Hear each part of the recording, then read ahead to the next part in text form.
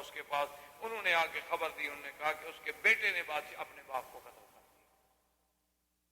انہوں نے کہا کب قتل ہوا؟ وہی رات جو رات کی حضور نے خبر دی تھی۔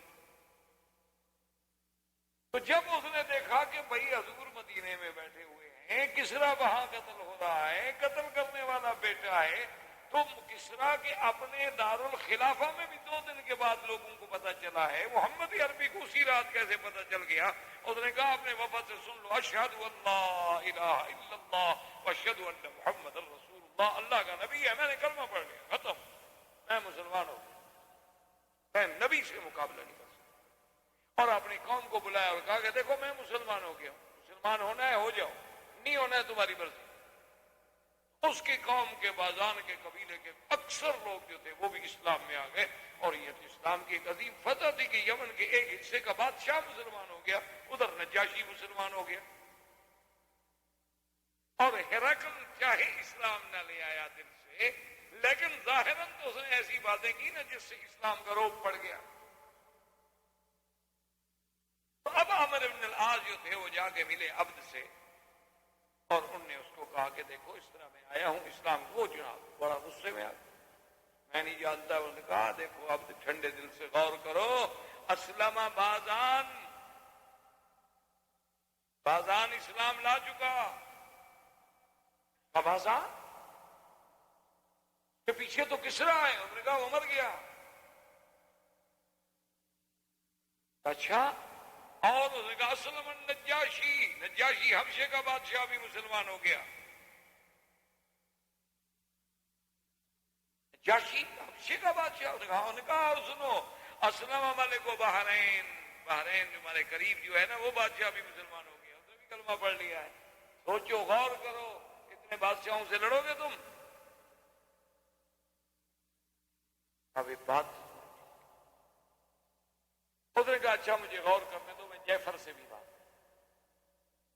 نے کہا تمہاری مرضی۔ اس نے جا کر جعفر سے بات کی، جعفر نے کہا اچھا اس آدمی کو بلاؤ جو خط لایا ہے، عمرو بن العاص کو بلایا۔ عمرو بن العاص نے پھر اسلام کے محاسن، حضور صلی اللہ علیہ وسلم کے معجزات، اور حضور صلی اللہ علیہ وسلم کا ہرقل کے پاس آدمی بھیجنا، ہرقل کا جواب دینا، یہ ساری باتیں جب پیش کی تو انہوں نے کہا اچھا دیکھو تم گواہ ہو جو ہم دونوں بھی کلمہ، عبد اور جعفر جو تھے یہ دونوں بھی مسلمان، اللہ تبارک و تعالی نے ان کو بھی اسلام نصیب۔ اسی طرح حضور صلی اللہ علیہ وسلم نے اپنا خط بھیجا بقوقس کے پاس، یہ بھی روم کے ایک علاقے کا بڑا تھا۔ بقوقس کو جب حضور صلی اللہ علیہ وسلم کو خط ملا، اس نے خط پڑھا، اور اس کے بعد اس نے اپنے علماء سے رجوع کیا، ساری تسلی کرنے کے بعد اس نے بھی آ کر اپنے شاہی عدالت میں جہاں بیٹھتے تھے وہاں اپنے ایوان میں بیٹھ کے اس نے کہا کہ دیکھو لوگوں، مجھے تحقیق ہو چکی ہے وہ اللہ کے سچے نبی ہیں، میں بھی کلمہ پڑھتا ہوں اشہد ان لا الہ الا اللہ واشہد ان محمد رسول۔ اب ہر طرف سے اسلام اسلام، لیکن فتح مبین ہے حدیبیہ کے نہیں؟ اس وقت تو کسی کو سمجھ نہیں آ رہی تھی نا کہ ہم تو بزدل بن کے سلو کر رہے ہیں، لیکن اللہ نے فرمایا انا فتحنا لک فتحا مبینا لیغفر لک اللہ ما تقدم من ذنبک وما تأخر ویتم نعمته علیک ویہدیک صراطا مستقیما وینصرک اللہ نصرا عزیزا۔ اب جب آپ سورت فتح پڑھیں تو پھر ان واقعات کو ذہن میں رکھیں، پھر دیکھیں قرآن کیسے سمجھ آتا ہے، پھر دیکھیں کہ قرآن کیسے سینے میں اترتا ہے۔ ایسے تو آدمی پڑھ کے چلا جاتا ہے فتح، ہم نے فتح دی، آپ کو فتح دی اتر گیا، کیا فتح دی بھی؟ اب دیکھیں اس فتح مبین کے اثرات، حدیبیہ کی صلح کے اثرات، ماوراء حدیبیہ کی صلح کے اثرات، کہ ہر طرف سے اسلام اسلام اسلام۔ اور مقوقس نے پھر حضور صلی اللہ علیہ وسلم کی خدمت میں 2 کنیزیں جو اعلیٰ خاندان سے تعلق رکھتی تھیں اور قبط کے معروف خاندانوں سے، اور ایک بغلہ کہتے ہیں کہ خچر، اور قیمتی ہدایا اور سونے چاندی کے دینار حضور کے پاس ہدیہ بھیجی۔ یہ وہی بی بی ہے ماریہ قبطیہ جس کے ساتھ پھر حضور صلی اللہ علیہ وسلم نے شادی کی اور اپنی بیوی بنایا، اور یہ وہی ماریا قبطیہ ہے جس کے بدن سے اللہ نے حضور کو بیٹا حضرت ابراہیم. تو اب حضور صلی اللہ علیہ وآلہ وصحبہ وسلم ان احوال میں کہ جب آپ نے خطوط بھیجے اور اس کے ساتھ بعض قبائل اور بعض لوگ ایسے بھی تھے کہ جنہوں نے ابھی تک اسلام قبول نہیں کیا تھا، اور ان دنوں میں وہ جو عیینۃ بن حصن آپ جس کے بارے میں پڑھ چکے ہیں، احمق المطاع بنی غطفان کا قبیلے کا سردار، اور اسی طرح بنی مرہ کا سردار حارث، ان دونوں نے جب بات سنی تو حارث نے کہا کہ عیینہ اب تو ہرقل بھی ڈر گیا، اب تو کسریٰ بھی مر گیا، اب بہتر ہے کہ ہم مسلمان ہو جائیں، مسلمان کے ساتھ مل کے کچھ پیدا اٹھا لیں. انہوں نے کہا بات تو ٹھیک ہے. یہ دونوں ابھی مسلمان ہونے کے لیے نکلے تھے. ایک آدمی جا رہا تھا ہزارہ، وہ عمرہ کرنے کے لیے جا رہا تھا، وہ بھی کافر تھا. اس نے کہا کہاں جا رہے تھے؟ کہا مسلمان. جلدی نہ کرو، مسلمان نہ ہو، میں جا رہا ہوں عمرے پہ، مجھے مکے میں جا کے ذرا پتہ کرنے دو کہ قریش کا حال کیا ہے.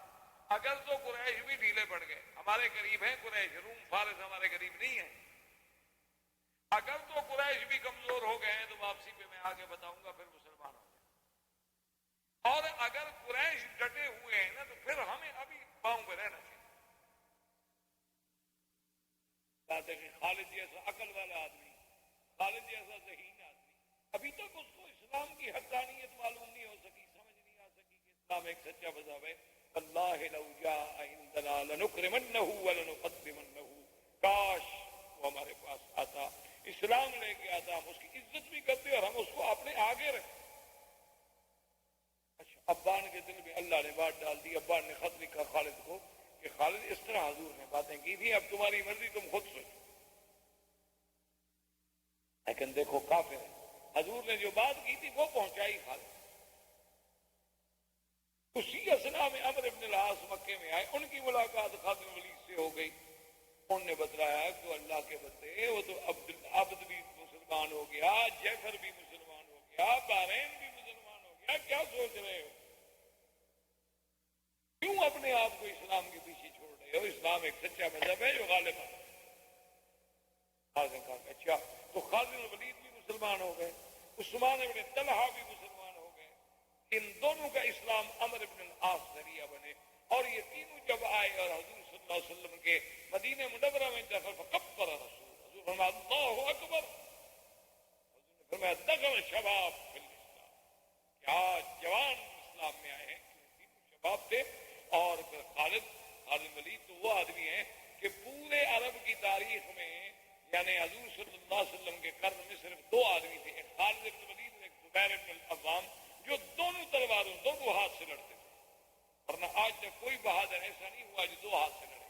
ہمیشہ تلوار ایک ہاتھ سے چلائی جاتی ہے، دوسرے میں ترس پکڑتے ہیں، ڈھال پکڑتے ہیں، گھوڑے کو پکڑتے ہیں اور ایک ہاتھ سے تلوار چلاتے ہیں. لیکن یہ دونوں ایسے بہادر تھے کہ دونوں ہاتھ سے تلوار چلاتے تھے اور گھوڑوں کو اپنے ٹانگوں سے قابو رکھتے تھے. اور ماشاءاللہ قد اتنا بڑا تھا کہ گھوڑے سے بھی پاؤں زمین پہ لگ جاتا.